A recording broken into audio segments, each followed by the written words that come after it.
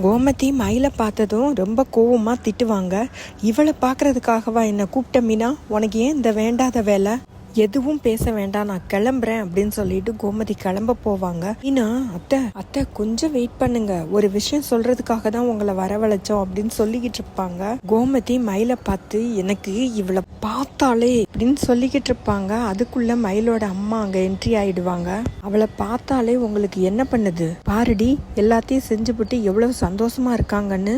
ஒத்த மளிகை கடையை வச்சுட்டு என்னமோ சிவகங்கை சீமையவே கெட்டி ஆள்ற மாதிரி நினப்பு. அந்த கடையில சம்பளமே இல்லாத வேலை செய்கிற உங்கள் மூத்த இளவரசருக்கு +2 படித்த பொண்ணு போதாதாக்கும் அப்படின்னு அப்படி இப்படின்னு பேசுவாங்க. கோமதியும் பதிலுக்கு பதில் பேசுவாங்க. எங்கள் பையன் ஒன்றும் படித்த பொண்ணா கேட்கல, நேர்மையான பொண்ணா தான் கேட்டான். இவ கூட எல்லாம் வாழ முடியாது. நீ ஏன் மீனா இப்படியெல்லாம் பண்ணுற? மாமா தான் ஏற்கனவே சொல்லியிருக்கார்ல, நம்மளுக்கும் இந்த குடும்பத்துக்கும் எந்த ஒட்டும் உறவும் கிடையாதுன்னு. பிறகும் நீ ஏன் பேசுகிற?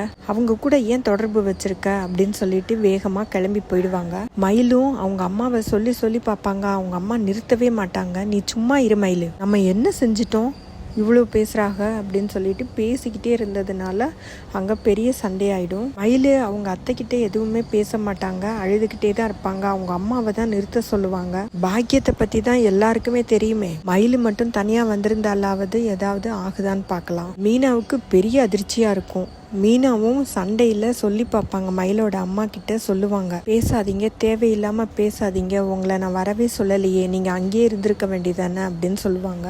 மயிலோட அம்மாவா கேட்பாங்க. கோமதி கிளம்பி போனதுக்கப்புறம் மயில் மீனா கிட்ட, இதுக்கு தான் மீனா நான் சொன்னேன், யார்கிட்டையுமே சொல்ல வேண்டாம் மீனா, என் லைஃப்பை பார்த்துக்க எனக்கு தெரியும், என் குழந்தைய நானே பெத்தெடுத்து வளர்த்துக்குவேன். இப்போ பாரு மீனா, அவங்க என் மேலே எவ்வளவு வெறுப்பை கொட்டிட்டு போயிருக்காங்கன்னு.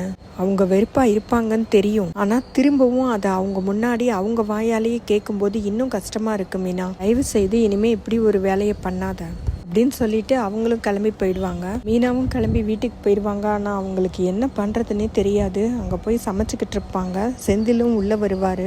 என்ன மீனா யோசிக்கிற? ஏன் ஒரு மாதிரி இருக்க மீனா? ஒன்றும் இல்லைங்க, ஒரு முடிவெடுத்திருக்கேன், இனிமேல் யார் விஷயத்துலேயும் தலையிடுறதில்ல அப்படின்னு ஒரு முடிவெடுத்திருக்கேன் அப்படின்னு சொல்லுவாங்க. ரொம்ப நல்லது அப்படிம்பாரு செந்தில். நான் அதெல்லாம் செய்யாமல் உன்னால் இருக்க முடியாதே மீனா அப்படின்னு மீனா கிட்ட மறுபடியும் சொல்லுவார். மீனா, கண்டிப்பாக நான் முயற்சி பண்ணுறேங்க, இனிமேல் யாரோட விஷயத்துலேயும் தலையிடாமல் இருக்கிறது தான் நல்லது அப்படின்னு சொல்லுவாங்க. ஏன் மீனா, ஏதாச்சும் ஷியாமலா கூட ஏதாவது பிரச்சனை ஆயிடுச்சா? அவங்கள தானே கோயிலை போய் பார்க்க போனேன் அப்படின்னு சொல்லிட்டு செந்தில் கேட்பாரு. அதெல்லாம் ஒன்றும் இல்லைங்க அப்படின்னு சொல்லிட்டு மீனா போயிடுவாங்க. மீனா அவங்க வீட்டில் உட்காந்து ஆஃபீஸ் வேலையை பார்த்துக்கிட்டு இருப்பாங்க. செந்தில், எந்நேரமும் உனக்கு ஆஃபீஸ் வேலை தானா, 24 மணி நேரமும் அதையே பார்த்துக்கிட்டு அப்படின்னு சொல்லிட்டு ரூம்குள்ளே போயிருப்பாரு. அந்நேரம் மயில் கால் பண்ணுவாங்க. மீனா எடுக்கவே மாட்டாங்க. செந்தில் எங்கே பார்த்துக்குவாருன்னு எடுக்க மாட்டாங்க. மயில், எடு மீனா, ஃபோனை எடு அப்படின்னு voice note அனுப்பிச்சிருப்பாங்க.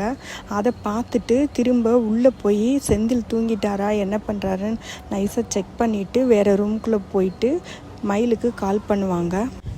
Meena, sorry Meena, கோயிலில் வச்சு உன்னை அப்படி பேசியிருக்கக்கூடாது, நீ எவ்வளவோ உதவி பண்ணியிருக்க, எவ்வளவோ ஹெல்ப் பண்ணியிருக்க, நான் உன்னை பேசுனது தப்பு தான் மீனா.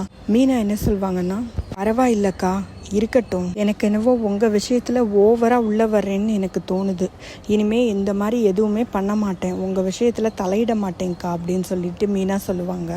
நான் என்ன நினச்சேன்னா, அத்தைக்கிட்ட சொல்லி எப்படியாவது உங்கள் வயிற்றில் வளர்கிற குழந்தைக்கு அப்பாவாச்சும் கிடைக்கும்ல, அந்த மாதிரி தான் நான் சொல்ல வந்தேன் அப்படின்னு மீனா சொல்லுவாங்க. குழந்தைக்கு அப்பா இல்லைன்னு குழந்தையோட அப்பாவே சொன்னதுக்கப்புறம் அவங்க அம்மா மட்டும் ஒத்துக்க போகிறாங்களா என்ன? விடு மீனா, நான் பார்த்துக்கிறேன். சரி மீனா, நான் ஃபோனை வைக்கிறேன் அப்படின்னு சொல்லிட்டு ஃபோனை வைப்பாங்க. அத்தோட இன்னைக்கு எபிசோடு முடிஞ்சதுங்க.